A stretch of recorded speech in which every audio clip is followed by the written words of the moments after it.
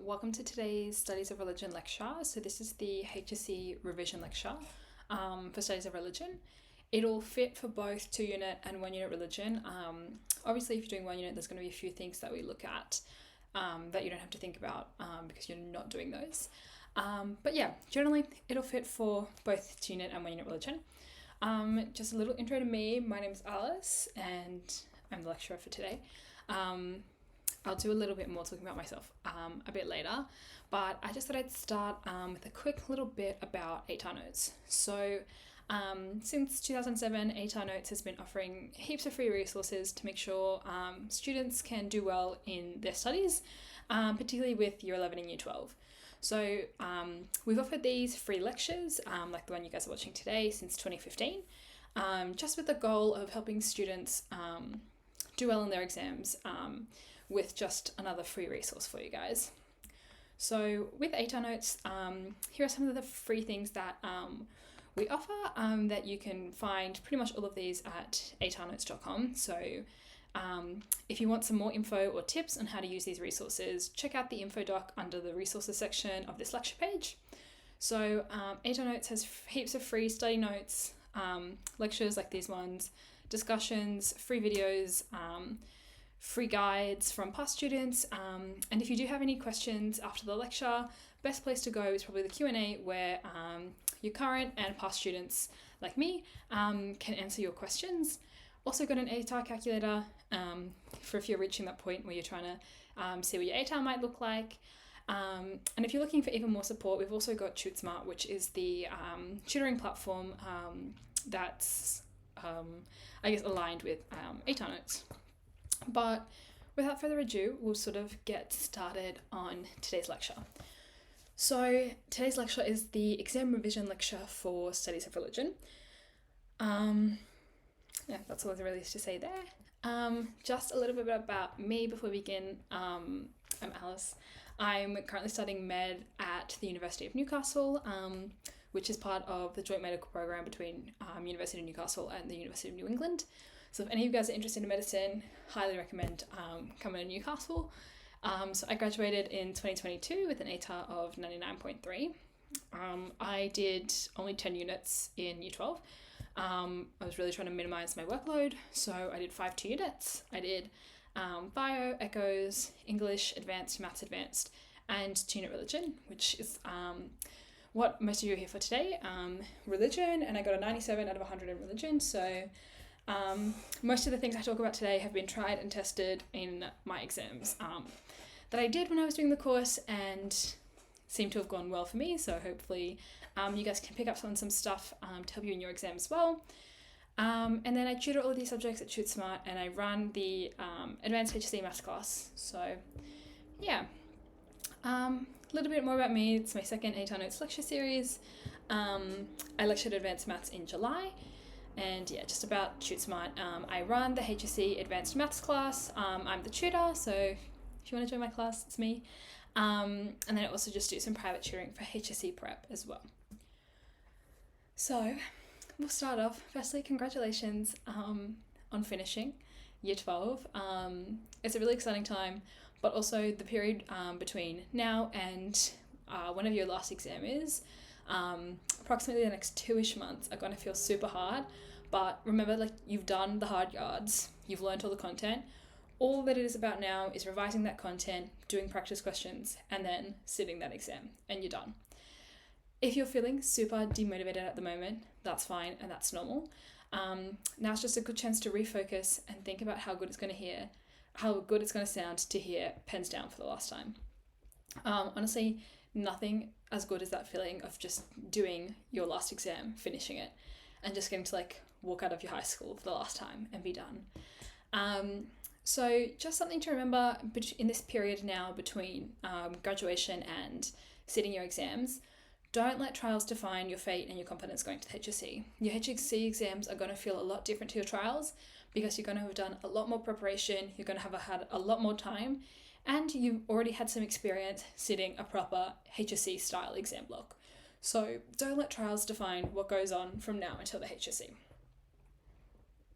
So in today's lecture, just a little bit of a summary, I guess, of what we're going to look at. The lecture is mostly going to focus on general skills that will apply to both 1 unit and 2 unit religion. Throughout the lecture, I will point out some of the stuff that's not going to apply for you if you're doing 1 unit religion, just because different aspects of the course. So we're going to look at, firstly, revising essential content from the Year 11 syllabus. That's really important that you know going into your exams. We're then going to look at how to structure your faith depth study responses. Then I'm going to look through some key facts and stats to know for the core, being post-1945. And then finally, we're going to look at some study skills as well. If you've got any questions and you're watching this lecture live, feel free to pop them in the Q&A as well as we work through today's lecture. So we're going to begin today looking at some of the Year 11 content. So Studies of Religion is about the objective and analytical study of the world's religions as a whole, not the subjective beliefs of a specific denomination. In thinking about this, you need to approach studies of religion with an unbiased and holistic mind frame, remembering not to critique or judge the religion itself, only to evaluate the significance of certain aspects of the religious tradition. In saying this, the most common mistake, or the most common pitfall, trap, I guess, that gets a lot of HSC students when studying studies of religion is thinking about Christianity only in the lens of Catholicism, which is sort of where the comment about not the subjective beliefs of a specific denomination come from. A lot of students tend to make the mistake of just focusing on Catholicism as part of the Christianity depth study. If you do have Christianity as one of your depth studies, whether you're for 1 unit or 2 unit, you can talk about Catholicism, and it's definitely an example of a variation or a denomination within Christianity. But it's also important that you incorporate that alongside discussions of other denominations, such as Anglicanism, Pentecostals, Lutherans, any other examples of specific denominations within Christianity.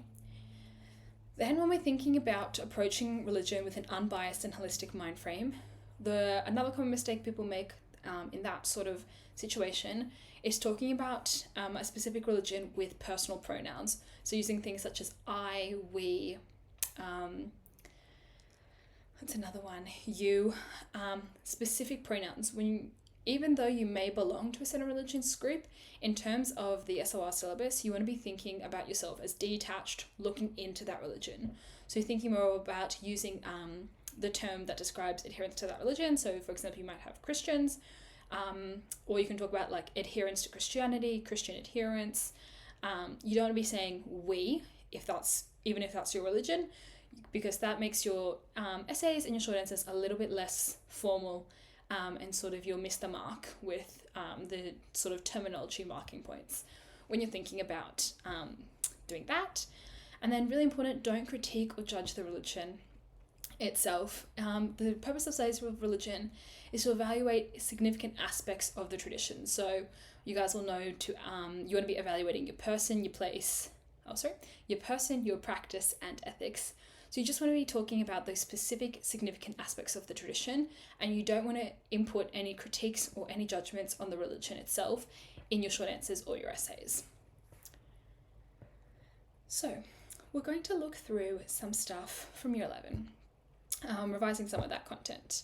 So we're going to go through what you absolutely need to know from your prelim studies to be able to craft a well-rounded and impressive HSC response.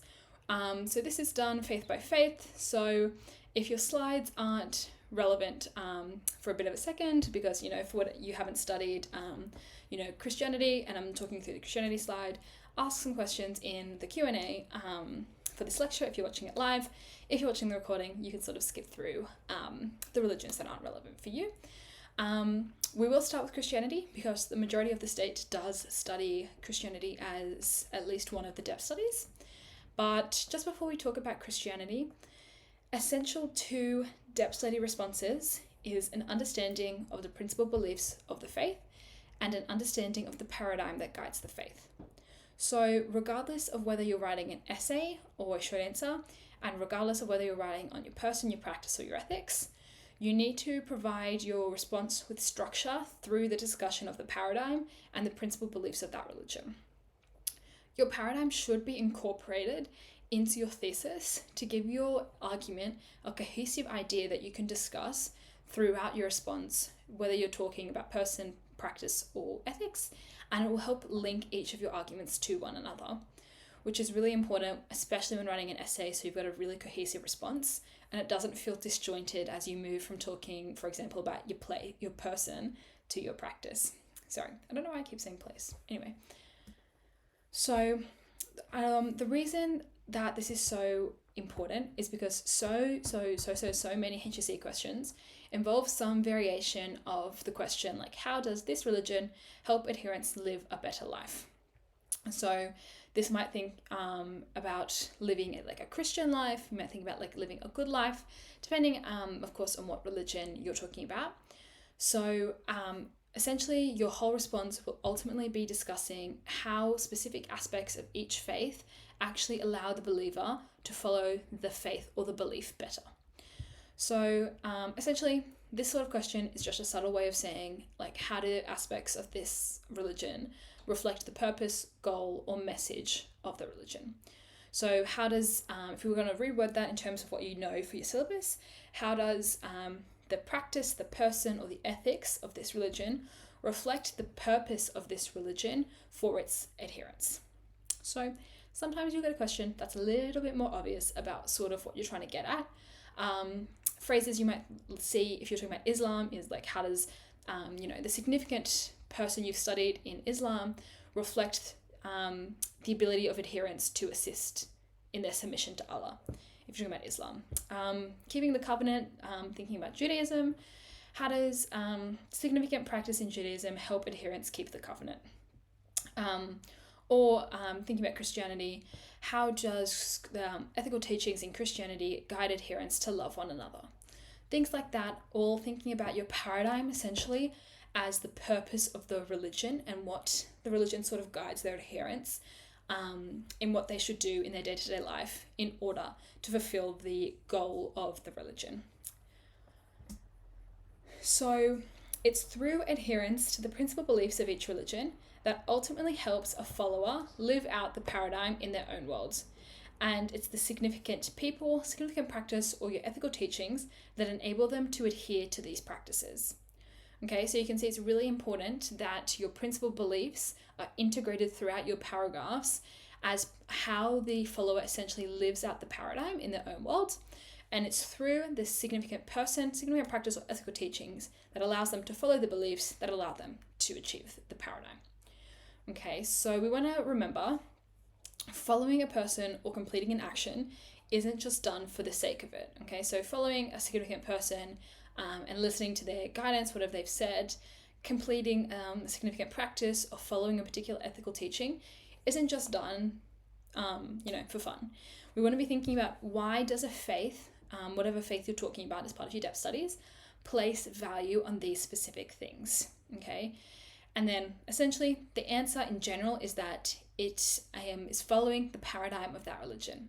So with your essay responses and your short answer responses, when you're thinking about your depth studies, it is the purpose aspect that you ultimately want to be addressing, okay? And you want your argument and your thesis to address the purpose of a particular religion, and then that's your argument, and it's your significant person, practice, or ethics, depending what the question's asking you to talk about.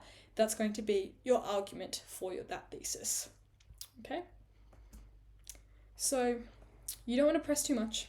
I don't want to press too much on this topic, but the best way to elevate your response is just to be thinking really holistically about the paradigm of the religion you're talking about.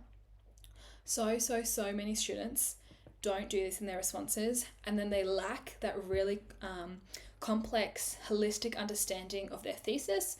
So they often struggle achieving those top marks in their essay response because their thesis isn't where it should be sitting. Okay, so now that I'm talking about it, probably makes a lot of sense to talk about your paradigm. So just remembering, particularly with your essay responses, you want to outline the paradigm of your religion in your introduction as the thesis idea that you're going to be talking about throughout the response. So then talking about that paradigm links back to the holistic understanding of a religion, essentially showing NESA that you know what they're trying to get you to do here. You're basically saying NESA's giving you the information and the content, and you can demonstrate its broader meaning and its understanding in the real world for what this actually means for adherents. Okay, so essentially for example, if we're going to talk about Christianity, which we will in a minute, there's two main paradigms you can talk about: the love commandment or creating the kingdom of heaven on earth. And it's through these paradigms that each of the beliefs sit under that, and then you practice your ethics, then help achieve, adherents to achieve those beliefs, which then helps them to achieve the paradigm. Okay? So then this is all relating to the concept that you would have spoken about when you first read through your syllabus at the very beginning of the Year 12 course about living in dynamic religions. Essentially, your depth studies are all trying to focus on the idea that no matter what religion you're doing, Christianity, Islam, Judaism, Hinduism, Buddhism, that they are all living and dynamic religions. So you always want to be talking about how does this religion get lived out in the everyday, okay? Essentially, the answer to that is through achieving the paradigm. So now that I've spoken about the paradigm for, probably like 10 minutes or so, we'll actually talk about the paradigms for each of the religions. So like I said, we'll focus first on Christianity. So, like I sort of alluded to before, there are two main paradigms with Christianity you want to be talking about. You don't have to talk about both. Usually pick one or the other, depending sort of on what your essay is about, what you feel more confident talking about. So, the first paradigm is the love commandment. So, you want to think about whenever you've got your paradigm, what scripture quote, what scholar quote, what quote from another source sort of backs up the idea of your paradigm. Because when you are talking about the paradigm, you want to have some backup to support you, particularly if you're talking about it through an essay lens. So with the love commandment, if you've studied Christianity, this quote would have come up at some point. John chapter 13, verse 34, love one another as I have loved you. Okay, so then when we're thinking about what actually does the paradigm of the love commandment actually mean, essentially, the core of Christianity is that adherents should interact with their world in the way Jesus would have. So sort of do as Jesus would have done. And that's sort of the idea of the love commandment, is that show love as Jesus would have done. Okay? So that's the first paradigm you might want to talk about. The second one is building the kingdom of heaven on earth. Essentially what that is sort of doing good works and having good faith to create the heaven and the end goal of Christianity on earth, so that there's peace and love amongst the population. So with that, there's all sorts of things that you can fit into building the kingdom of heaven and earth. I would say that paradigm fits pretty well when you're talking about significant practice or your ethics, because they're really focused on what can the individual do to bring about God's mission on earth. Essentially, another way of saying how can they build the kingdom of heaven on earth. So then when we're thinking about principal beliefs from Christianity, we want to try and integrate all 5 of these beliefs within an essay response. Okay, if you're doing a short answer, you do not need to try and do all 5, because it'll just seem silly and you'll be talking about nothing and wasting time. So in a short answer, try and do 1. If it's a bit of a longer short answer, like an 8 mark or something, you might try and integrate 2. In an essay, if you can, try and integrate all 5. Obviously, if it doesn't fit to do all 5 and you've already done 3 of the 5, don't stress about trying to integrate the other 2. The point will come across that you're trying to talk about the beliefs. But yeah, if you just can try and work on integrating all 5 of them, go for it. So we've got the first one being salvation, second one, revelation, third one, divinity and humanity of Jesus, the fourth one being the Holy Trinity, so Father, Son, Holy Spirit, and then finally the death and resurrection of Jesus. So you'll notice that these are the same principal beliefs from the Year 11 syllabus that you would have already looked at in Year 11. So if you can, dig up those Year 11 notes, have a look through the principal beliefs, make sure you've got a good understanding of each of them. Whilst you can't be directly asked on the principal beliefs in terms of saying what is salvation, you can be asked how the principal beliefs are expressed within a practice, how does a specific person talk about the beliefs, or talking about, if you're doing 2 unit, you will also have your principal beliefs come up in religion and peace. So it's really important that you know what each of them mean and how each of the beliefs link to both your paradigm and each of your person, practice, or ethics. So when we're thinking about how does these link to the paradigm, we want to be thinking about how does salvation link to the love commandment or trying to build the kingdom of God, kingdom of heaven on earth. So when we're thinking about salvation, the ability that we can eventually go to heaven, or people can eventually go to heaven, then we're thinking about the kingdom of heaven on earth. Thinking about Revelation, God revealing to Christians his word through Jesus, things like that, the love commandment. Okay, thinking about how this has been revealed to Christians as part of God's mission. Divinity and humanity of Jesus can sort of fit into both. Probably best the love commandment, that essentially this is about doing what Jesus would have done when Jesus was on earth. Your Trinity fits both. Your Trinity, thinking about the Trinity can fit anything. And then your death and resurrection probably best fits kingdom of heaven on earth, as it's about Jesus being having died and being resurrected so that Christians can eventually have eternal life in heaven. So then when they are on earth, they have a responsibility to then fulfill the kingdom of heaven on earth. Then you also want to be thinking about, with all of these, where do your beliefs actually come from? With Christianity, fairly simple, your beliefs come from the Bible. And so, yeah, that's about all of the super important stuff from Christianity from the Year 11 syllabus. So I'm just going to leave this up for a second, just while I have a quick drink of water so you can read through it again.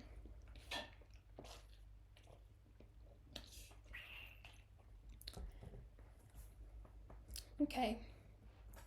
Next, we'll talk about Islam, which after Christianity is probably the most common religion that schools tend to focus on as part of their depth study.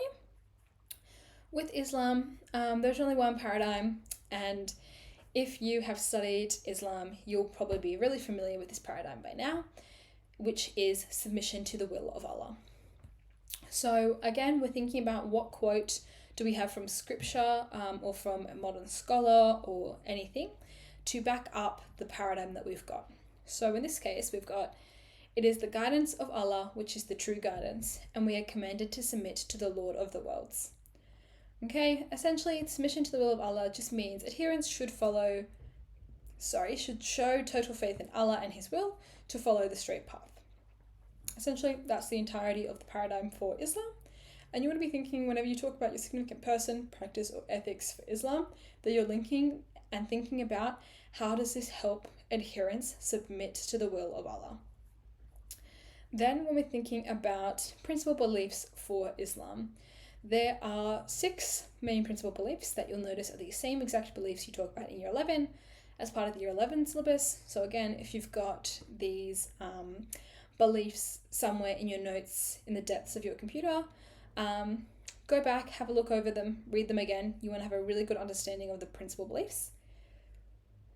So when we're thinking about the principal beliefs, you want to be using Arabic terms. It'll help you elevate your response and show a good understanding of the faith itself. So initially, you want to make sure that you do define the term if you are going to use the Arabic term. So essentially, you could write Tawhid, and then the first time you use it in brackets, you say the oneness of God. So Tawhid being our first principal belief. Then we've got Malaika, which is belief in the angels. We've got the books of Allah. Then we've got Rusul, which is about the prophets. You've got Akira, which is the afterlife. And then you've got fate and predestination. And then, like with Christianity, you want to be thinking about how do each of these principal beliefs link to the paradigm? Okay, so how does each of these things help adherents submit to the will of Allah? So essentially, if we're thinking about Tawhid and we're looking at the oneness of God, then obviously this helps submission to the will of Allah because they're submitting to the one God. Thinking about things such as the books of Allah give adherents the messages and the advice that they need in order to follow the straight path and thus submit to Allah. Thinking about fate and predestination. In Islam is the concept that they do have, Islamic adherents have free will, but Allah already knows the decisions they will make. And then thinking about the link of that, do they have to make the decisions to follow the straight path? Then thinking about where do these beliefs actually come from in terms of Islam. So we're thinking about the Quran, the Hadith, as the 2 major sources of the paradigms and the principal beliefs. And we can also think about Islamic jurisprudence. You'll notice that this is in a tiny little font because it doesn't hold the same weight as the Quran and the Hadith in terms of where the paradigm and the beliefs come from. However, it is good and can be another source of quotes and things for the paradigms and the principal beliefs. So that's the key things from Islam. Next, we'll have a bit of a look at Judaism, the year 11 content for Judaism. So your key paradigm for Judaism is about following halakha law. So essentially the quote we might want to use to back that up is, "You shall teach the children of Israel all the decrees which God told them through Moses," which comes from Leviticus chapter 10, verse 11. So essentially, if we wanted to explain this a little bit more, we could say, so Jewish people should be guided in their religious and daily life by the laws that have arisen since ancient times.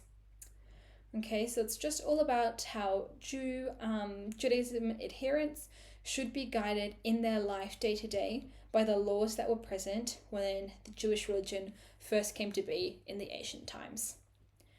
Your principal beliefs for Judaism are short and sweet. There's only 3 of them, so fairly simple.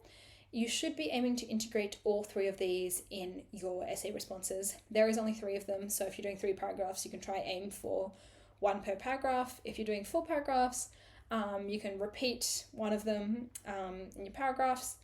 But the first principal belief is going to be belief in a single God, so essentially the belief in monotheism. The second principal belief is about the moral law as prescribed by God. And then the third belief is about the covenant.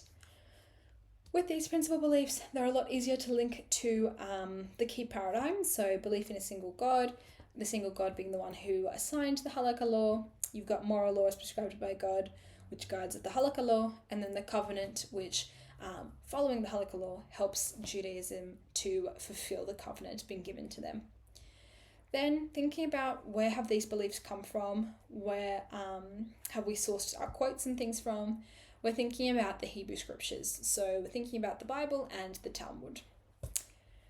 Okay. Thinking about Hinduism. So when we're thinking of Hinduism, we have one sort of paradigm that helps guide our responses for Hinduism. So our paradigm, again, punya, to transcend samsara. Okay, so we're thinking about a quote here as, "There is neither death nor birth, neither a struggling nor a bound soul, neither a seeker after liberation nor a liberated one. This indeed is the ultimate truth." So if we wanted to explain that a little further, we're thinking about how the purest example of living a good life is accruing positive karma in order to achieve moksha should be the key aim for a Hindu. So when we're thinking about principal beliefs for Hinduism, if we want to try and integrate those into our essay responses, which we should definitely be doing, particularly with the last dot point here, Nessa does give you a few more here of the principal beliefs. Again, like I said, always want to be linking the last dot point in. So thinking about our principal beliefs as Atman and Brahman, the gods and the goddesses, and then Dharma, Karma, and Moksha. And then thinking about how do each of these link to the paradigm of transcending samsara to essentially find the purest example of living a good life. Okay.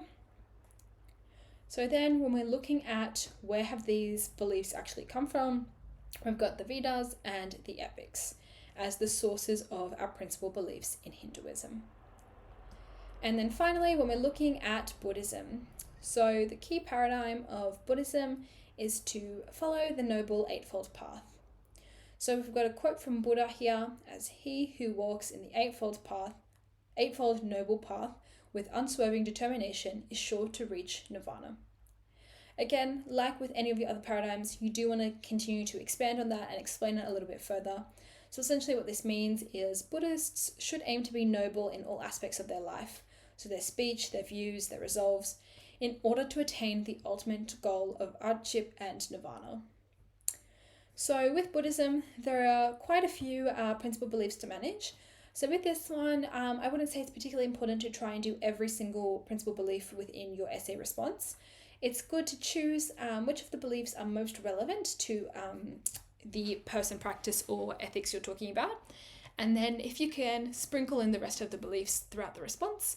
Otherwise, it's okay to not stress about including every single one, as as long as each of your paragraphs has at least one principal belief integrated throughout it.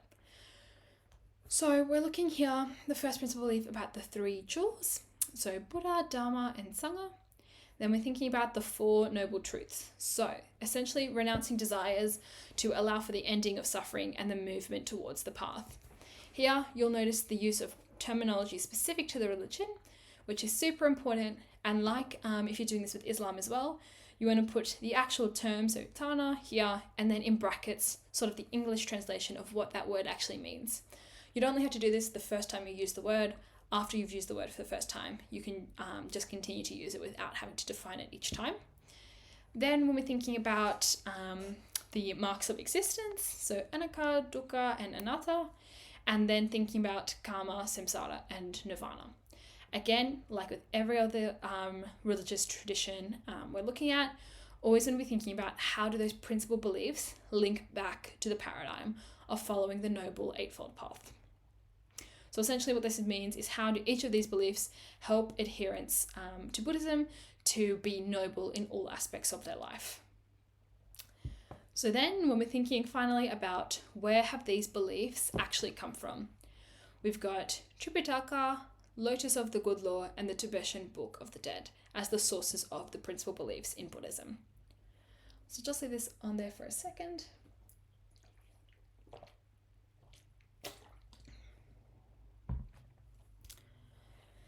Okay, and so that is the end of the discussion on the Year 11 content that is super important for you guys going into your final HSC exam for religion.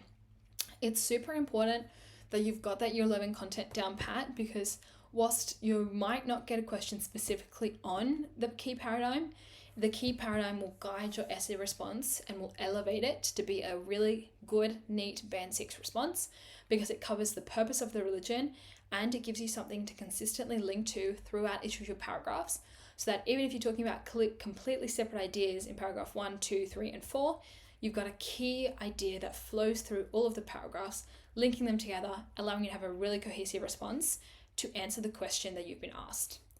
Super important to find a way to link your paradigm to the question that has been asked of you in order to make sure that you get the marks for actually answering the question. So the next part of today's lecture is going to be looking in a little bit more depth at the depth studies. So thinking about how the depth studies should be structured, what you're expected to do, example paragraphs, and things like that. So you've got all the information at this point. You've got your Year 11 stuff, you've got all the knowledge you've done from Year 12. So then you want to be thinking about what's next. And what's next is actually applying all of that knowledge. So just as your information serves as your foundation, your formula, your hypothesis, or whatever other science metaphor you want to use, you want to build from it and you want to apply each of that stuff in your case studies. So then you're essentially looking at the data, which is, leading into my science metaphor here, being your significant person, your practice, and your ethical teachings. So when we're thinking here, we've got ethics, which direct adherents to live consistently with the principal beliefs. As sort of the main idea that'll flow through your ethics response is about directing adherents to live with the principal beliefs. Then we've got person or school of thought, which essentially is an exemplar or a model of how to live by the principal beliefs, which is sort of going to be the key idea that flows through your responses on your person or your school of thought. It's about them being a model.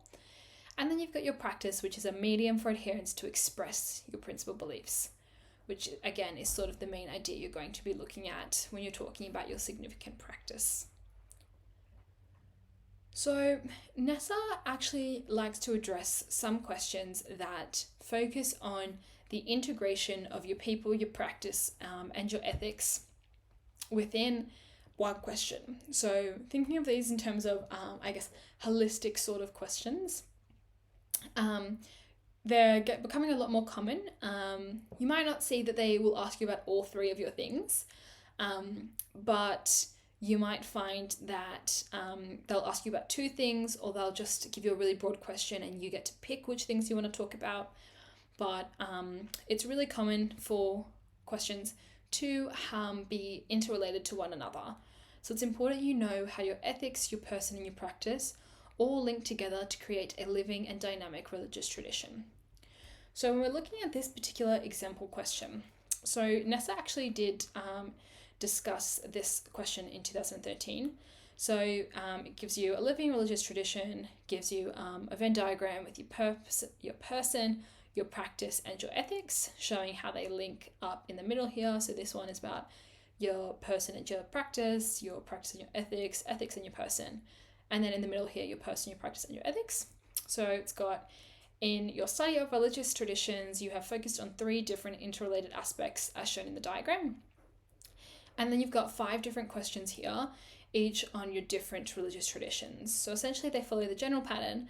Discuss the relationship between at least 2 of the aspects shown in the diagram on page 16, which is essentially where this came from, and the way they contribute to Buddhism as a living religious tradition. Obviously, this word here for Buddhism, Christianity, Hinduism, Islam, Judaism. So essentially here you've got the same question for each of your religious traditions, just obviously changing the wording for each of your questions.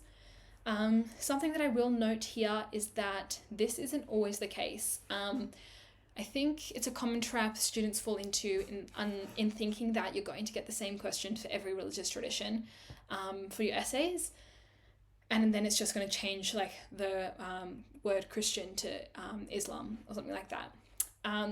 This isn't true, and you can actually get different essay questions for each of the different religions within one exam. So if you look through some HSC past papers, you'll notice that there are some papers that do this, that the question for Christianity might be about the significant person, and then the question for Hinduism might be about the person and the practice. So don't fall into the trap of thinking all your questions are going to be the same. That being said, in this case they are.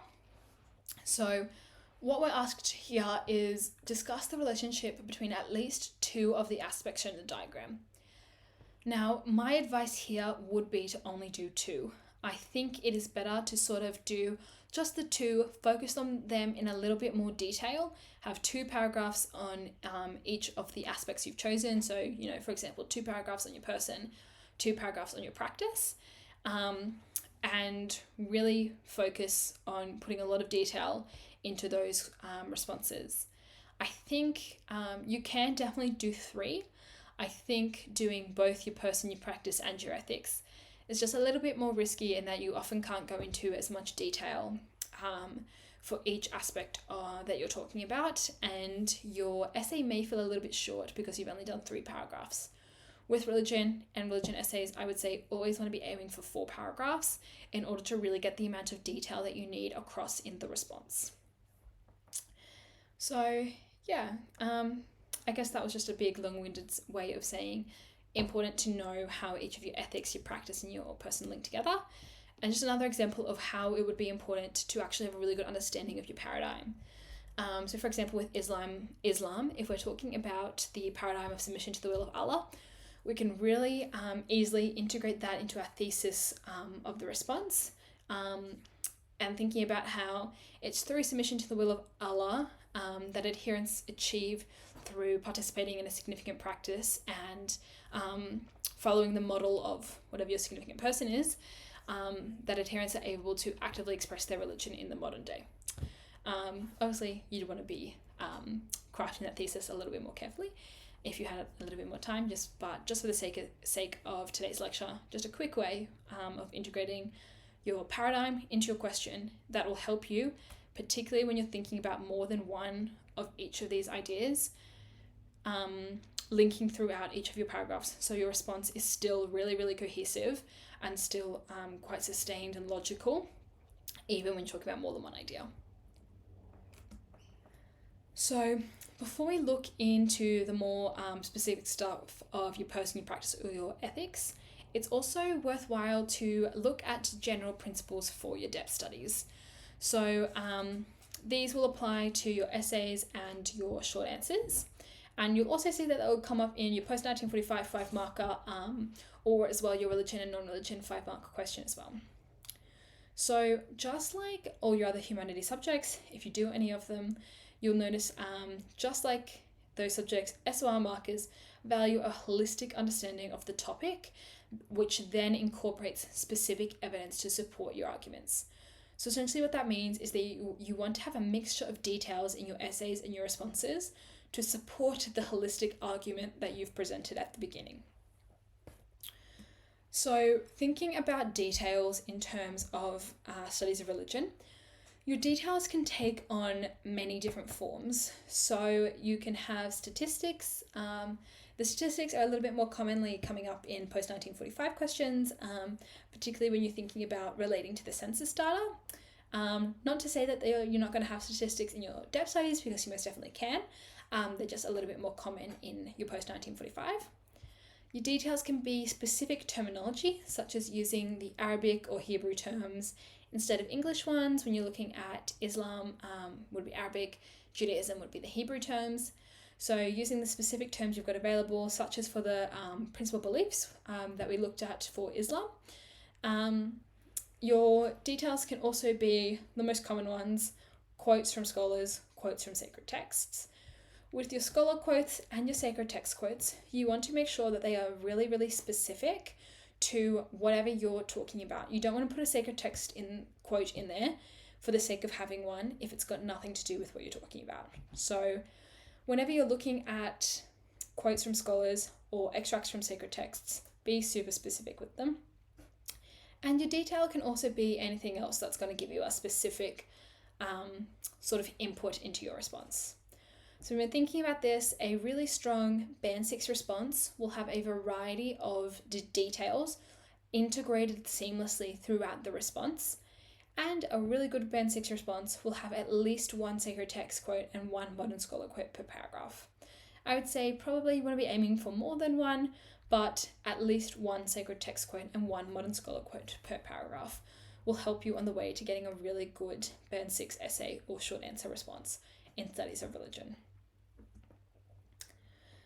So if you're a bit like me and you like to think about a bit of a formula to your writing, your studies of religion is constructed, I guess, in a similar way to either of your histories.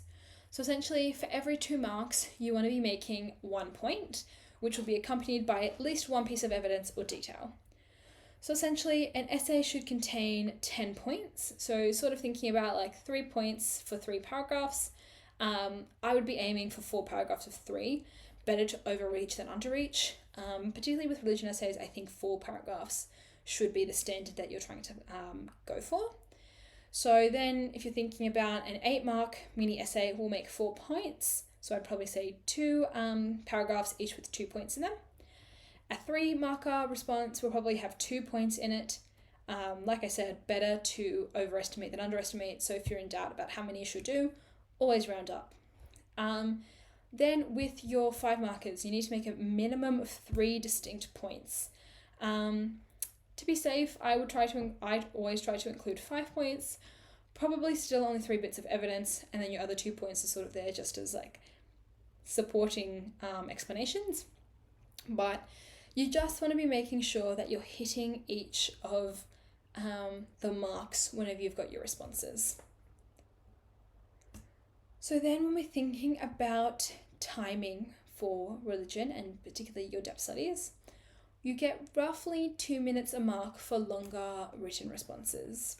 So on the front of your paper, NESA will say, or will recommend spending 35 minutes for the essay.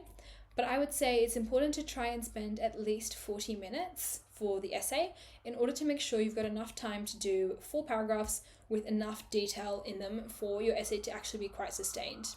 So this works out to spending roughly 8 minutes per body paragraph. And then that would leave you with about 5 minutes for the introduction and about 3 minutes for the conclusion if you wanted to spend 40 minutes on that essay response. In doing that, I would say it's important to practice writing those short answer questions. Practice writing those paragraphs in 8 minutes so that you know you can achieve 8-minute body paragraphs. If it's going to take you a little bit longer, then you need to account for this and budget your time a little bit different, depending how long you know it's going to take you to write that essay. Then I would say 10 minutes for your section 1 5 marker. if you're doing 1 unit, you only have 1 5 marker. So only need 10 minutes there. If you're doing 2 unit religion, you're going to need 20 minutes to do both sets of 5 mark questions. Then I would say you've got about 15 marks for your section 2 short answers. I'd be probably spending about 30 minutes per set of short answers. So if you're doing 1 unit, that's 30 minutes in total. You only have 1 set of short answers. If you're doing 2 minutes, you're going to be doing 60 minutes in total, 30 minutes for each set of your short answers. And then I would also say 10 minutes per block of multiple choice questions. So 10 minutes if you're doing 1 unit, 20 minutes for 2 unit because you have 2 sets of multiple choice to do. Now with timing, I think I'll share with you my sort of approach to it. It is a bit unique, I guess, in that I always did one of my essays first. The first thing I did when I sat down in that exam was I did whichever essay I thought was going to be harder. The reason for that is because I'm the kind of person who, if I know the essay question is hard, I will spend the entire time thinking about the essay question until I get to doing it.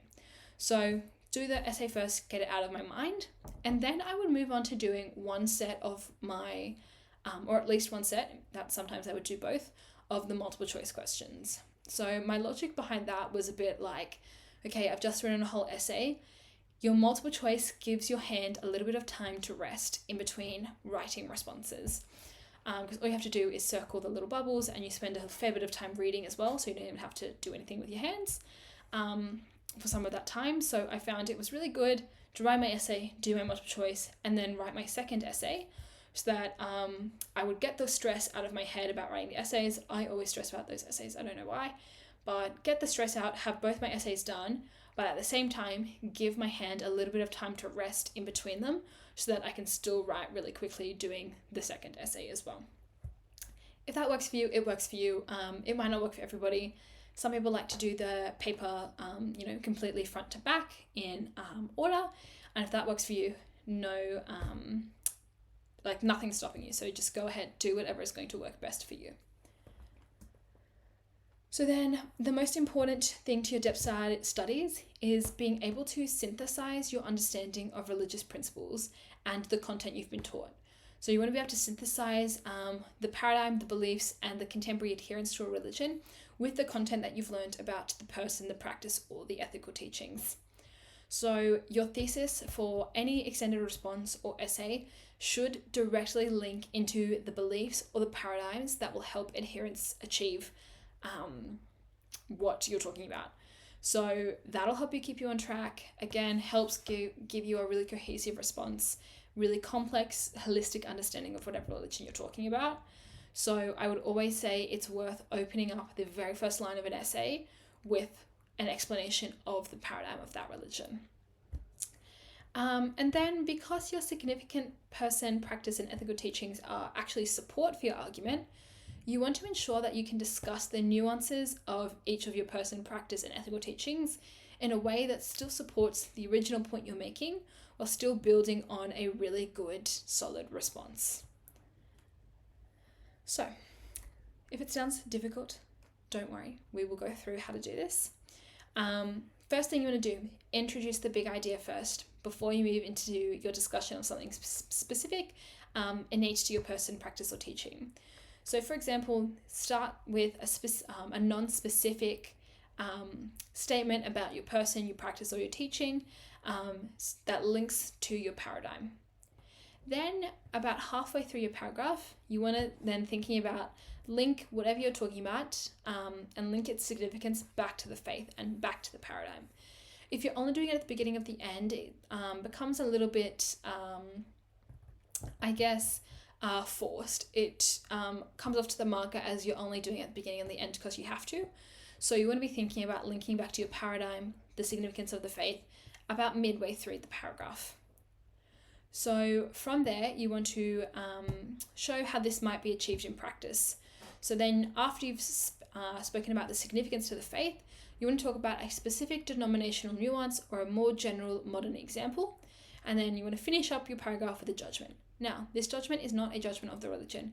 It is not saying something is good, saying something is bad. It's more about a judgment of the significance or the importance of whatever your particular person, practice, or ethics is that you're talking about in the paragraph. Your question will guide you sort of on what you want to be making your judgment on. So for example, if the question's like discuss the significance, then you want to be at the end provide a judgment on the significance and that sort of thing. So then roughly you want to be following this sort of pattern. So one body paragraph should equal one contribution or one impact. This is being specific to your significant person. So yeah, one body paragraph is one contribution or impact of your significant person. Each of your paragraphs should have a new point. So essentially each paragraph should talk about a new and unique contribution that your significant person has made. You want to be using at least 2 to 3 quotes. They can come from all sorts of places, and you want to have a bit of a mix of sources of your quotes. So you want at least 1, probably 2 sacred text quotes. With your significant person, it's not always going to be the Bible because not every religion uses the Bible. So that might be the Bible, it may be the Quran, or something like that, whatever is relevant for your specific religion. So then you want to use at least 2 to 3 sacred text quotes, and then I would say also want to be using at least 2 other quotes from a person, a figure, a statement, something other than the sacred texts. This just gives you a really good nuanced understanding of the modern religion as well. When you're thinking about your topic sentence, you want to make sure it relates to your main idea. If you have practiced writing essays with the paradigm, you will find it super easy to link your topic sentence that you sort of already know you want to use back to the question that you're being given so that nothing is super unexpected. Then you want to finish every paragraph really conclusively. So you want to have at least like some kind of final judgment if your directive verb is about like assess, discuss, analyze, or if it's not that kind of directive verb, at least some kind of summary of what you've spoken about in the paragraph. Then don't get caught up in biographical details. So yes, they are important for your understanding, but you won't get too many marks, for telling me when your significant person was alive and where they lived and, what their mum's name was. You'll get more marks for talking about their actual contributions. So you want to focus your energy on remembering and talking about the actual contribution.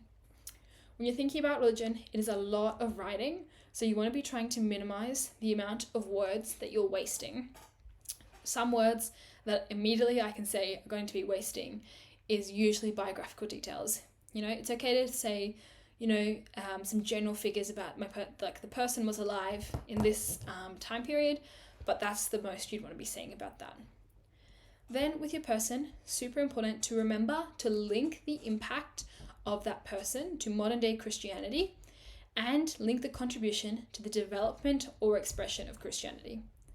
You should also, as always, be linking to the key paradigms, the key beliefs, and the key teachings throughout your response. So we'll have a bit of a look at a framework for answering depth study questions on the significant person. So the first thing we're looking at is the faith's worldview or the paradigm. This will usually get introduced in your introduction if you're talking about an essay. If it's a bit of a longer short answer question, it may be worth talking about this as well. Then we're looking at the role of the person in this worldview and their context, usually as sort of your opening sentence in your paragraph. Then talk about their specific contribution, making sure you integrate sacred text and theologian quotes to support this importance.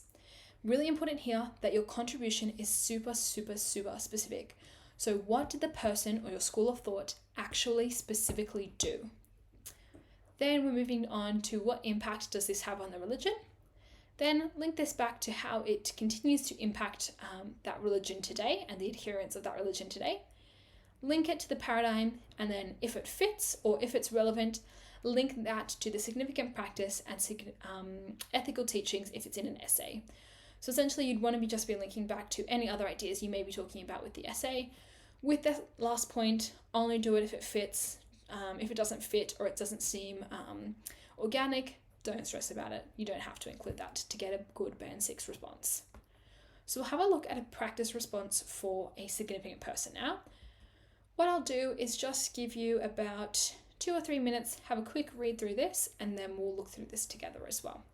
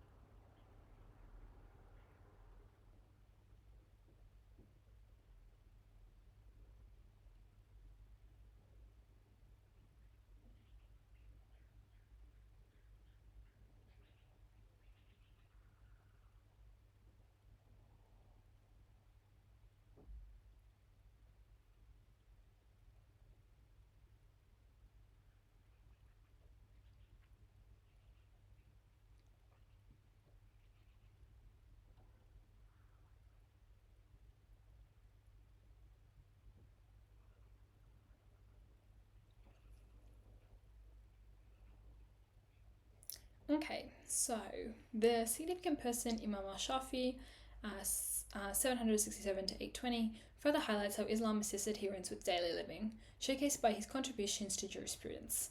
During Shafi's time, there were two conflicting schools of Islamic jurisprudence, the Hanafi school, which used qiyas for decision-making, and the Maliki school, which used the Quran and Hadith.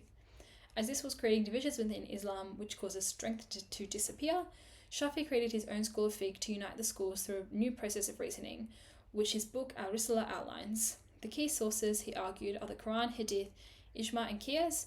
In united the two schools in a balanced manner. He also unified Islamic beliefs and prevented the legal system of the time from breaking away from the mainstream. This process developed, strengthened, and grew as it still exists today and provides guidance for issues still to come for future generations to follow, regardless of era and context, assisting adherents to remain on the straight path. Subsequently, he helped adherents perform better deeds to enable them to achieve Akhira, exemplified by 29% of Sunni Muslims worldwide following his school today. This is exemplified by scholar Hamidullah arguing that Shafi's most important contribution was that he united the two schools. For example, the process of qiyas can be used to determine the answer to a modern bioethical issue like abortion, with consensus thus determining that it is haram due to the principle that it is God who gives life. The only thing missing here is just a link sentence at the end, but you'll see we start off here with an opening sentence about Imam al-Shafi with only a little tiny bit of biographical detail. So we just have an opening sentence that answers the question in terms of the topic we've introduced. Then we have introduced a specific problem that needed rectifying. Okay, so here we've got the two schools of thought that were at conflict. Then we outline here, why was this a problem? The next thing we do is specifically talk about what al-Shafi did, or in whatever case you're talking about for your particular depth study, outline what they actually specifically did to reunite and to create a sort of solution or a contribution to the problem at hand. Then talking about how this has continued to impact adherents today, and then here we've brought up some variations within Islam. Then we've continued to talk about how this can be applied, integrating something else, another area of our depth study, in this case bioethics as a specific ethical teaching. And then the only thing we would include here is the final link sentence about relinking back to the paradigm. So you then are going to notice you can structure your notes around the key impacts, contributions that the person made. So you want to aim for 4 individual ones, but 2 ideal ones. Essentially, the idea of having 2 ideal ones comes from the hope that your essay will be integrated with another topic, so you only need to talk about 2. So we've got what was the contribution. We want to give a little bit of detail, get a scripture quote, modern impact, link back to the belief or paradigm, and you can think about immediate impacts as well as lasting impacts as well. So if you structure notes around each of these key points, it then becomes super easy to build your responses and your practice questions from there. So next we'll look at significant practice. So similar to your paragraphs on your sick person, you want to be analysing how your prescribed practice allows the adherent to better connect with their faith, and how does it express the beliefs and what is its significance to the faith. So when looking at the significant aspect of Ness's task, it's slightly different, but can best align with the impact of the significant person study. So what is the ultimate consequence in the modern world of the significant practice, and why do adherents continue to participate in this significant practice? With your significant practice essays, you do need to be able to broadly describe the practice itself, and then have small aspects of the practice that are an easy way to structure your paragraph or ideas. So we'll have a little bit of a look at how we can structure our significant practice responses. So we can start by looking at what is the faith's worldview, thinking about the paradigms, beliefs. Again, if you're doing an essay response, you've probably already talked about this in your introduction, and you don't need to do it in your paragraph on the significant practice. So then we want to be talking about the role of the practice in whatever worldview and the sources of this practice. Then think about a specific aspect of the practice itself. For example, if you're looking at Hajj, thinking about a specific rite of Hajj, such as entering the state of Ihram, as being a specific aspect of the practice. When we're talking about and explaining the specific aspect, we want to integrate sacred text and theologian quotes to support the importance. Then, thinking about the impact on the individual or community. Your question may specify, talk about the impact on the individual, or talk about the impact on the community. So obviously you may only be doing one of these. If it doesn't specify, assume that the question wants you to do both. Then you can talk about specific denominations and how there are specific aspects of a practice that vary within denominations. Link it back to your paradigm, and then again, if it fits, link to the significant person and the ethics if you're in an essay and it's going to fit. So we'll have a little bit of a look at another practice response. So I'll give you a few minutes just to read through this, and then we'll go through it.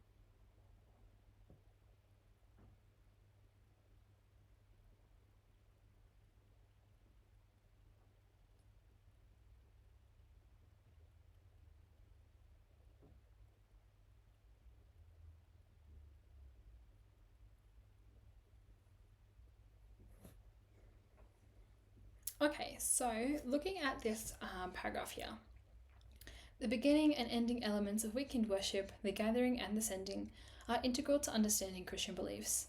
So here you can see that we've specified a specific aspect of Saturday Sunday worship as part of our depth study on Saturday Sunday worship in Christianity. So then we go on to explain the initial aspect of gathering acts on the key belief of revelation, with adherents making a conscious effort to remember the Sabbath and keep it holy, as instructed in the Bible. Thus, the very act of worship allows followers to gain a deeper understanding of their beliefs, taking direct steps to live them out. In the Catholic denomination, this feature of the Mass is often paired with the sign of the cross, a vocalization of the belief in the Trinity, with adherents offering their prayers in the name of the Father, the Son, and the Holy Spirit. So here we've outlined a specific aspect of the gathering. We've talked about what it means. We've used it as sacred text quote, and then we've also talked about variations. Equally as essential to worship is the aspect of the sending, which literally prompts Christians to go therefore and make disciples of all nations, baptizing them in the name of the Father and of the Son and of the Holy Spirit. An instruction to create the kingdom of God on earth and fulfill their central paradigm. See here, we're specifically relating it back to the paradigm. In a way, this reflects the belief of the divinity and humanity of Jesus, with adherents working to emulate Jesus through the central tenet of evangelizing. Thus, the representative nature of the gathering and sending aspects of Saturday Sunday worship allow Christians to live out their key beliefs and paradigm, gaining a deeper understanding. So you can see here really clearly throughout this response how we have integrated each of the different points that we need to be talking about into the response in a really seamless, good flow paragraph. The only thing I would add in here is just to add maybe a quote from a scholar or a Christian organization that further shows the modern importance and the everyday importance of Saturday Sunday worship, specifically the gathering and the sending. So then we want our notes to reflect the impact of the aspect of the practice. So how do we move from the detail to the impact on the community or the individual? So we want to think about the key area or the impact. So if we're talking about the individual, the detail is tawaf as part of Hajj, fulfill their vows and visit the ancient house. We made this house a recourse for mankind, thinking about scripture quotes that might relate. Then we can think about modern interpretation of how this can be lived out outside of the practice itself, and then link that to a belief or paradigm. So we've got submission, Tawhid, Rusul, and the books of Allah.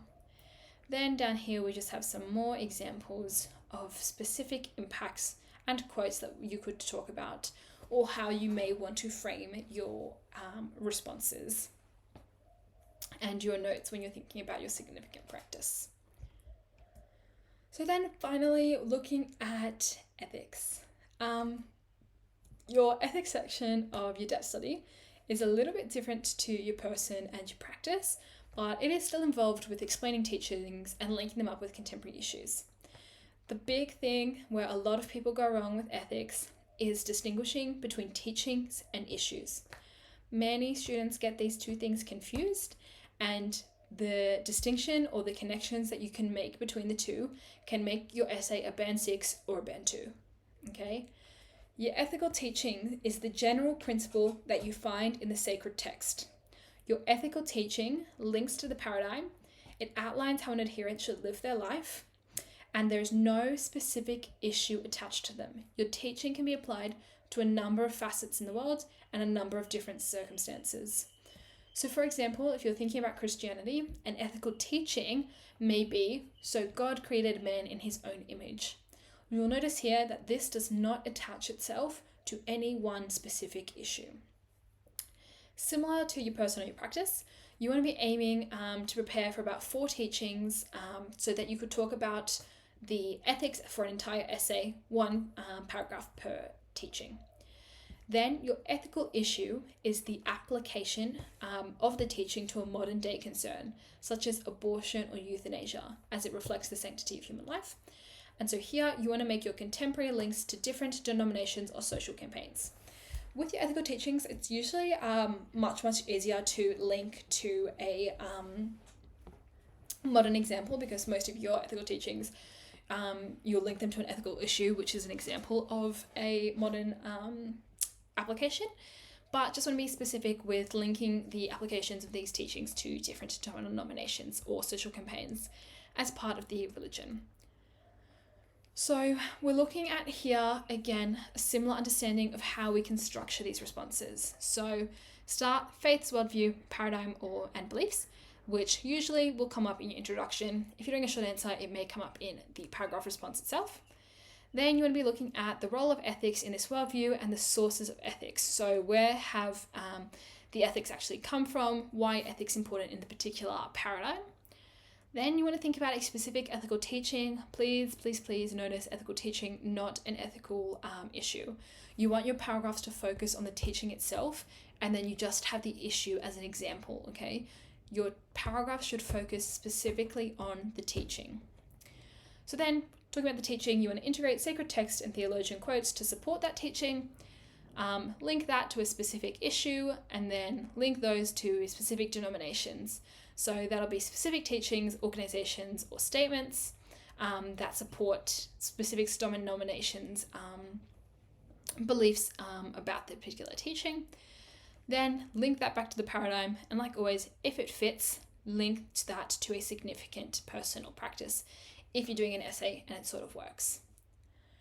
So looking at an example, instead of having a paragraph this time, we've just put it in the boxes that we've just used. So if we're thinking about our paradigm for Christianity as being building the kingdom of God on earth, then we want to adhere to the life set in the Bible through which links to Revelation, which allows people to achieve salvation, another belief. So the teaching being stewardship and justice. Take nothing for your journey, act justly, love tenderly, and walk humbly with God. This is thinking about environmental ethics here. So then we're thinking about our particular issue being sustainability and anti-materialism and deforestation. Specific example of how a denomination applies this teaching: Baptist World Aid, shaped by a reading of scripture. Another example, we've got Earth Day, Catholic Climate Covenant, which has a quote, "We can be the main protectors of God's species," allows the people to create the kingdom almost literally. And then you can link this back to a particular person or practice. So we've got Pope Francis, who was inspired by John the 23rd, who believed in social justice. Worship is what allows adherents to understand what they need to do. And then if you want to turn this into an essay paragraph, you just add a little bit more detail into each of those sentences. So then focusing your notes around your key area or your ethical teaching, add some detail, put in a scripture quote, add your modern interpretation, and link that to a belief or a paradigm. And then here's just another example of some sexual ethics notes that you may think about for the teaching, scripture, and then the issue that they're being applied to. So now we're going to have a bit of a look at what to do if your depth study question has a quote. So we've got this question, example from the HSC.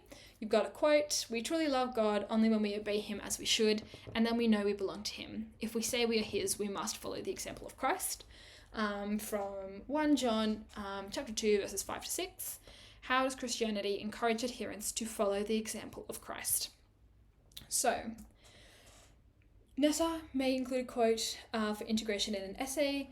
It is common, so you do need to be ready to do it, and you will also see that these do come up in like your 5 marks as well, and you may get them if you're doing 2-unit in Religion and Peace.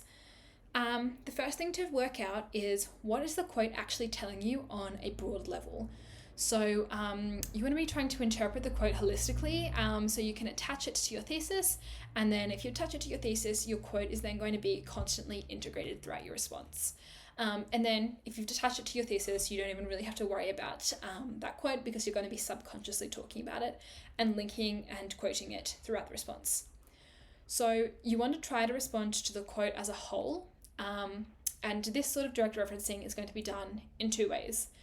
The first, engaging with the sort of vibe of the quote, okay? So it's like, if you can tell your quote for example, a Christianity essay is about creating the kingdom of God on earth, without directly quoting it, sort of engage with that vibe and sort of integrate the kingdom of God on earth into your response.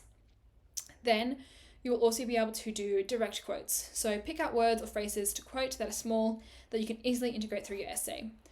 If you're doing this, you want to make sure throughout the response you've picked out direct quotes from the beginning, the middle, and the end of the stimulus that they've given you, to show that you've engaged with the entire quote and not just one particular part of it.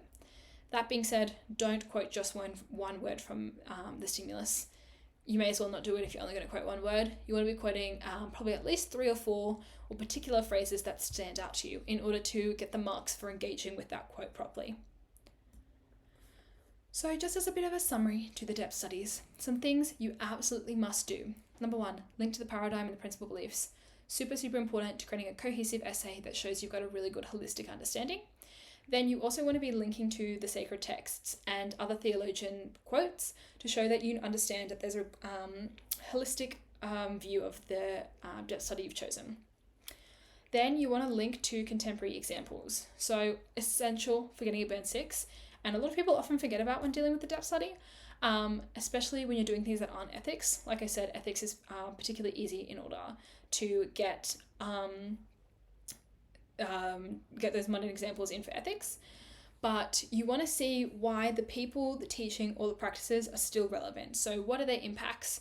Give some examples of how it continues to impact modern people today. This can include things like a recent figure's comment, how many people subscribe to a particular point of view, things like that. And then finally, absolutely must link to the diversity of religion, being the different schools of thoughts, denominations.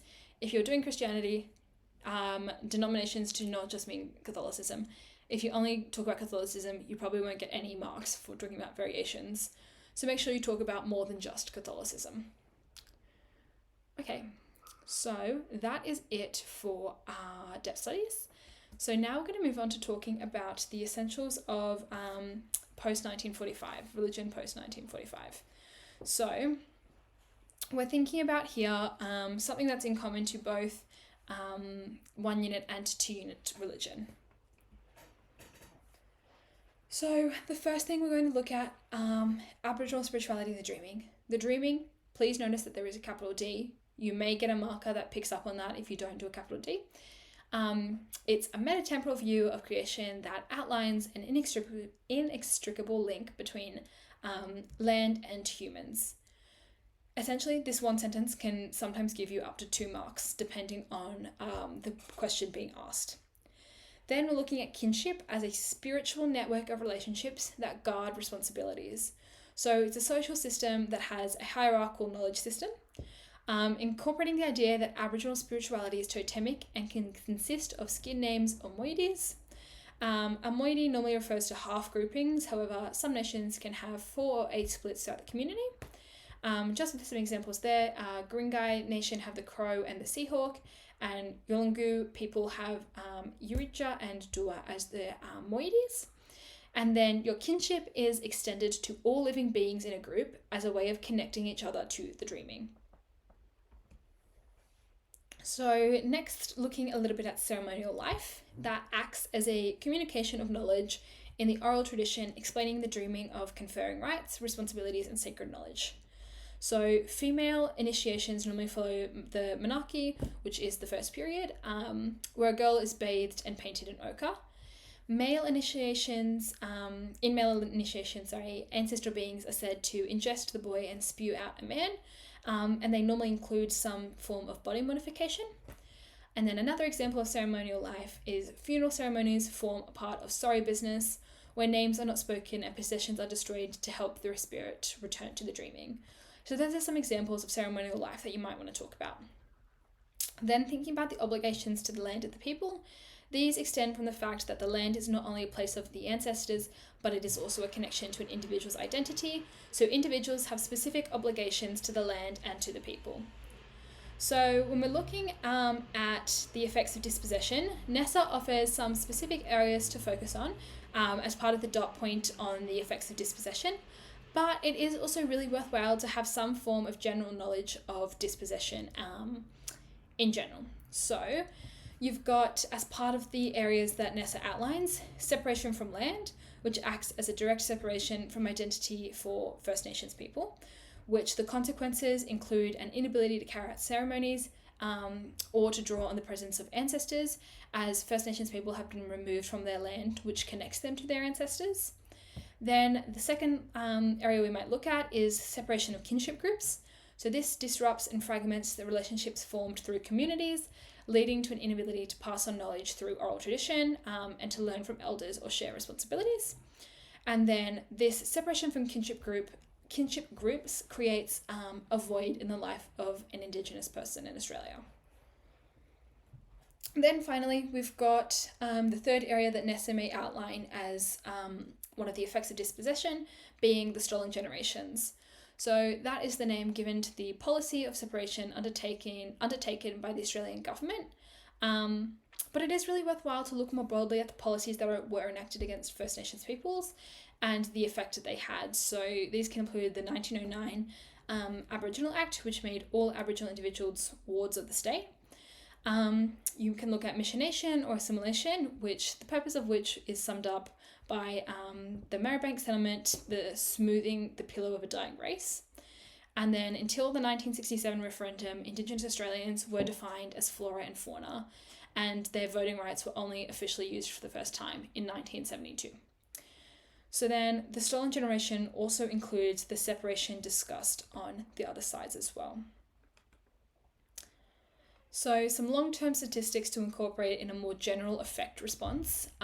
So although First Nations people are 2.7% of our population, they do account for 20% of our prison populations. Only 1 in 10 Indigenous Australians are financially secure. And in comparison to their white counterparts, Indigenous people have about 10 years less life expectancy and suffer from drug-related mental illness at 5 times the rate. So these are some of the long-term effects of dispossession on Indigenous Australians. Then thinking about some quotes you might want to use, you've got the high rate of continuing social dislocation, and Aboriginal imprisonment is the direct result of the separation of children from their families in which the church was complicit. So that comes from the Anglican Church of Australia from the Diocese of Perth. And then from Kevin Rudd, you've got the quote from his sorry speech. We apologise for the laws and policies of successive parliaments and governments that have inflicted profound grief, suffering and loss on these, our fellow Australians. So then, moving on to land rights, you've got first looking at Mabo vs Queensland in 1992, which overturned the concept of terra nullius. So the common law of this country would continue to perpetuate injustice if it were to continue to embrace the enlarged notion of terra nullius. So essentially, this Mabo vs Queensland seeks to acknowledge the claim of the Meriam people to their land to overturn the term terra nullius. So then, a year after that, the Native Title Act of 1993 was the legal mechanism for acknowledging the decision of the High Court in the Mabo case, and it was a national piece of legislation, essentially meaning that the states couldn't contradict it. And it aimed to provide a national system for the recognition and protection of native title and for its coexistence with the National Land Management System. So essentially, Western common law in harmony with traditional law of First Nations people in Australia. And then finally, with the land rights, you've got the Wik Peoples versus Queensland, which happened in 1996, that offered a little bit more clarity to native title to essentially show that the leasehold or pastoral land title can and will coexist with traditional claims to the land. However, it was still recognised in the case of dispute between native title and leasehold title that leasehold title will be upheld. Essentially, this is what Nessa wants you to know, that power was transferred to the states, so who could upgrade land to freehold title and extinguish native title. And then the Howard government then passed the Native Title Amendment Act in 1998, which created a 10-point plan about native title.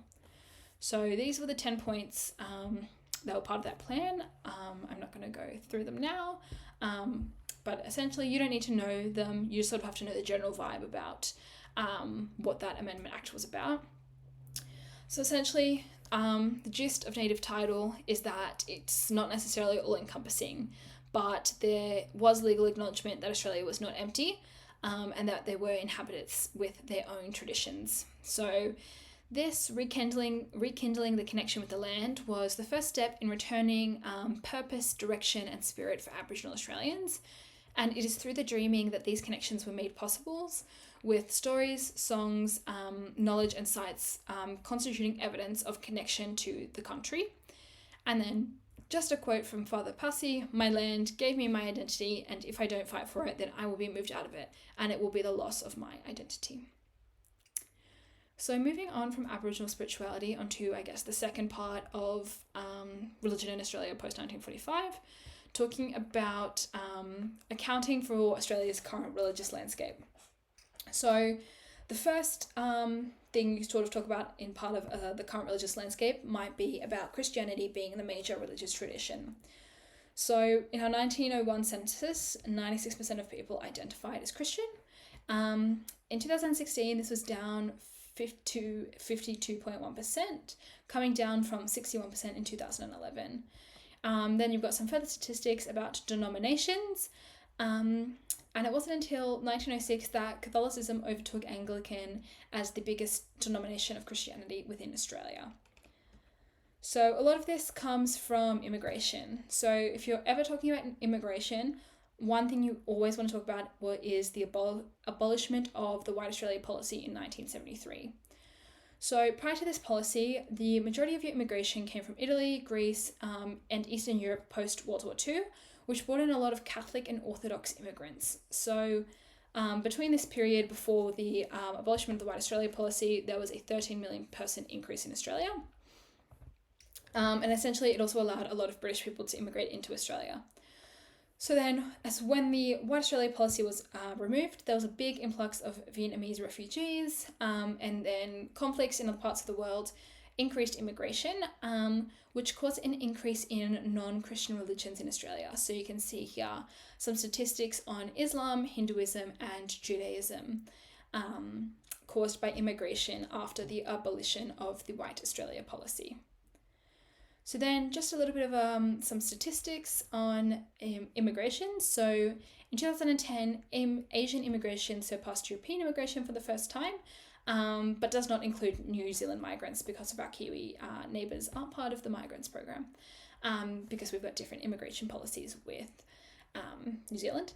But essentially you'll see the top 10 sources of immigrants and then migrants, and then the red shows you the major religious traditions in those countries to show how our religious landscape has changed.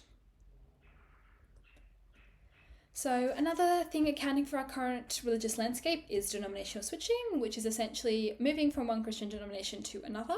This is a lot more common in Protestant denominations than more of your conservative ones, such as Catholicism or Orthodox. So with denominational switching, Anglicanism is dropping at the fastest rate, with Pentecostalism growing at the fastest rate. However, you will notice 75% of growth in the Pentecostalism is caused by switching of individuals from another Christian denomination rather than non-Christians moving into the faith. So of the roughly 28% of Christians that switch denominations within a year, 15% of them will leave within 2 years as well.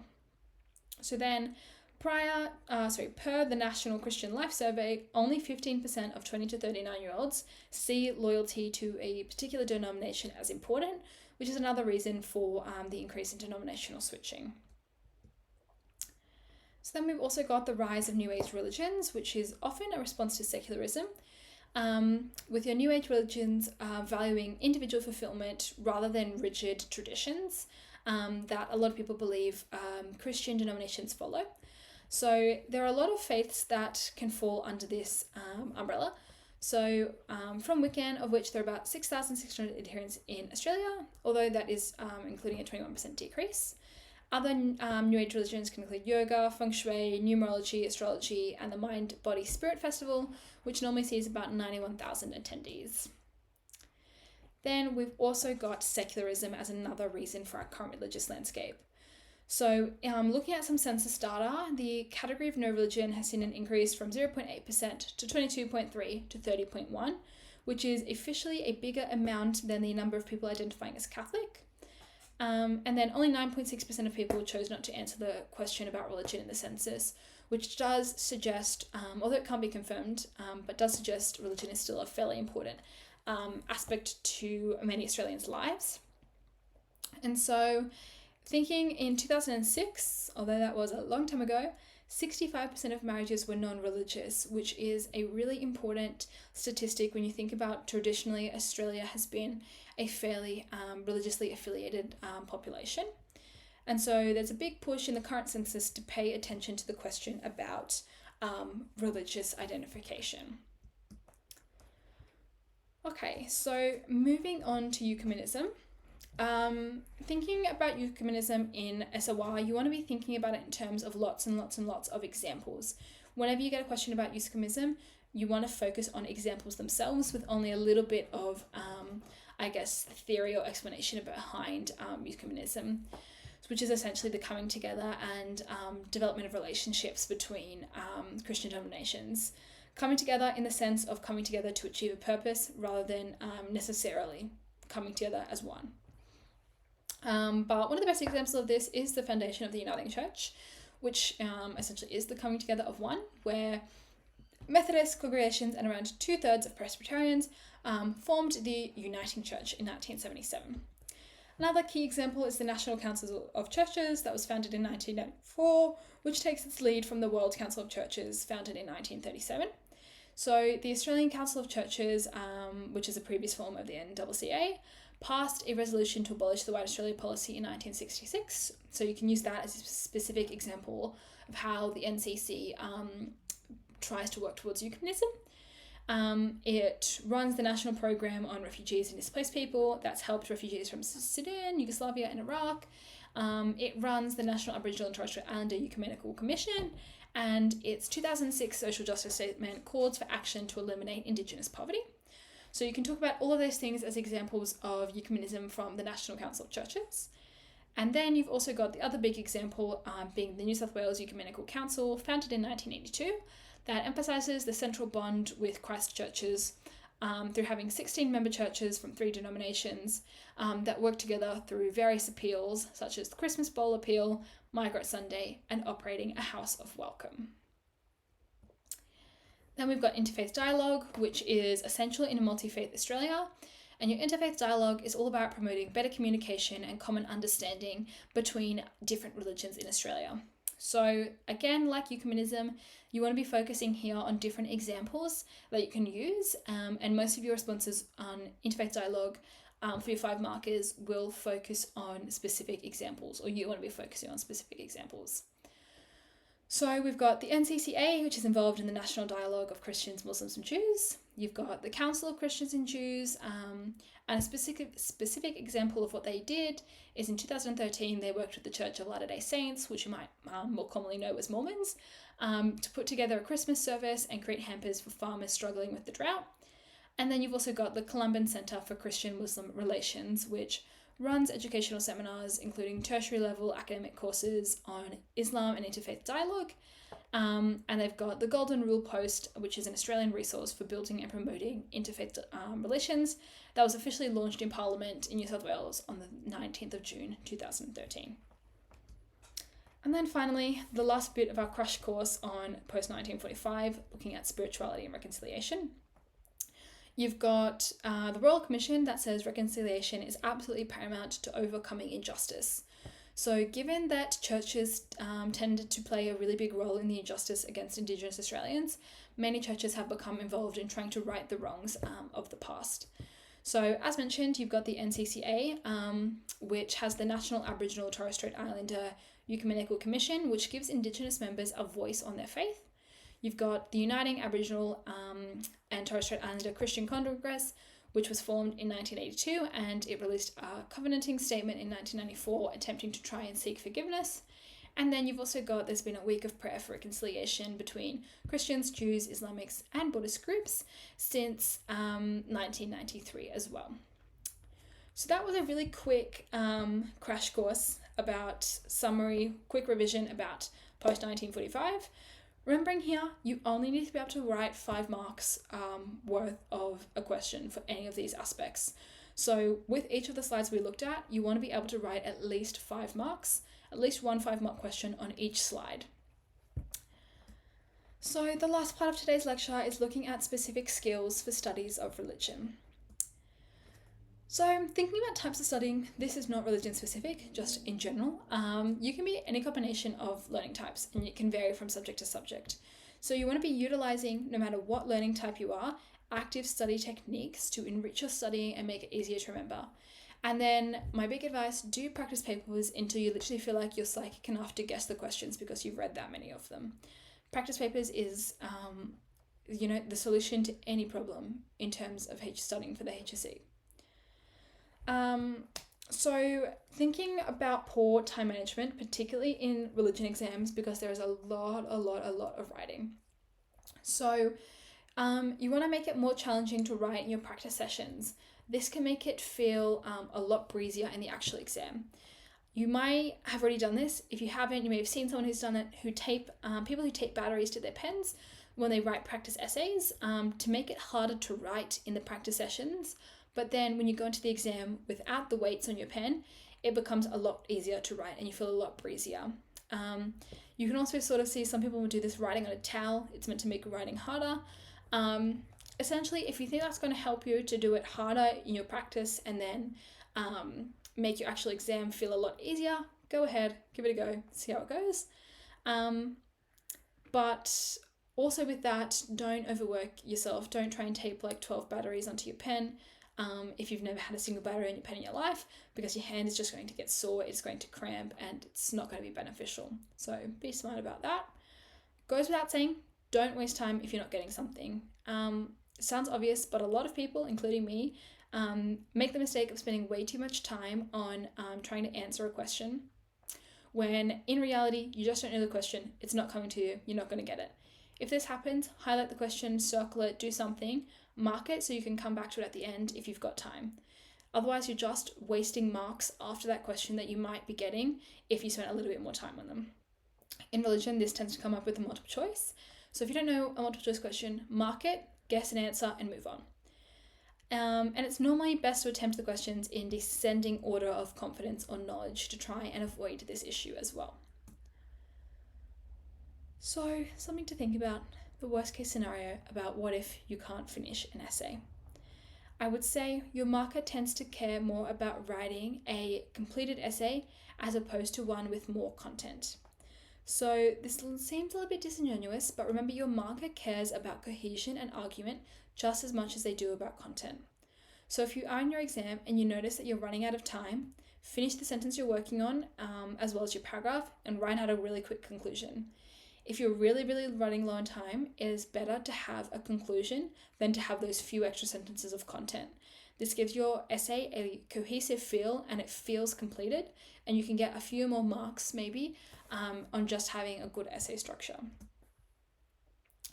So if you want to write out your responses with perfect clarity, you need to practice. You need to practice writing those essays until that they come to you naturally.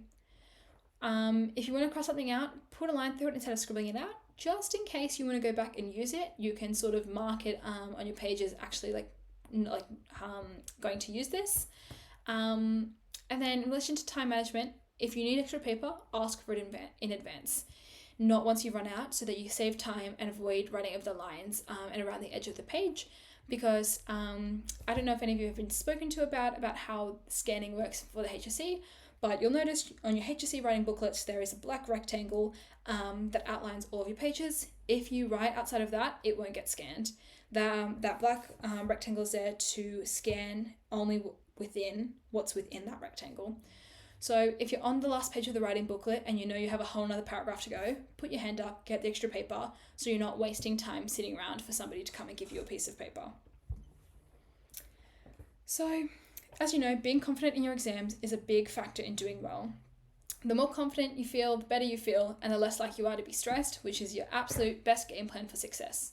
So we want to be able to assess confidence when we're studying to make sure you've got a well-rounded knowledge of all the topics and all the dot points and syllabus points you need to know about.